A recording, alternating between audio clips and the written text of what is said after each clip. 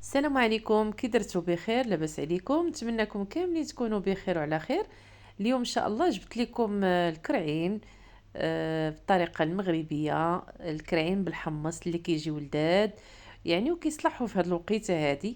بصراحه كيجيو بنان بزاف، كيكونوا اما حلوين هكا بالحمص او لا بالحار، يعني على حسب الذوق ديال كل واحد.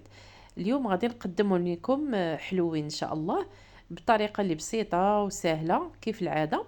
نتمنى ان شاء الله يعجبكم الفيديو، وما تنسونيش من لايك والتعاليق الزوينه، والناس اللي عاد دخلوا يتابوناو باش يوصلهم كل ما هو جديد. اذا هنا كيف ما شفتوا معايا غادي ناخذ واحد الطنجره ديال الضغط، وغادي نحط فيها الكرعين يعني على حسب القياس اللي عندكم. كديروا هنايا تقريبا هنا شي 2 بصلات كبار، ومعلقه د الملحه، نص معلقه بزار، معلقه سكينجبير، معلقه خرقوم بلدي، معلقه ديال التحميره اولا فلفله حمراء، معلقه ديال القزبر يابس، معلقه ديال اولا معلقه ما عمراش ديال الكمون. وغادي نضيفوا القزبر ومعدنوس، ثومه 2 معالق كبار، واحد العويد ديال القرفه كيف ما شفتوا معايا، شويه ديال الزعفران الحر. صافي هادشي اللي كيكون فيه.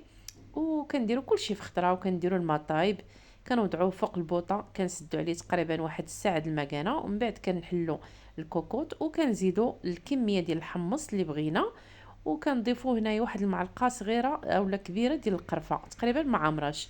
صافي كيف ما شفتوا معايا هنا بعد ما طاب لينا الكرعين، غادي نضيفوا ليه هنايا العسل. كاين اللي كيدير السكر، انا كنفضل العسل اللي تكون مزيانه باش كيجي معلك وكيجي زوين كيف ما شفتوا معايا. نتمنى يعجبكم بالصحه والراحه. الى فيديو قادم، والسلام عليكم ورحمه الله وبركاته.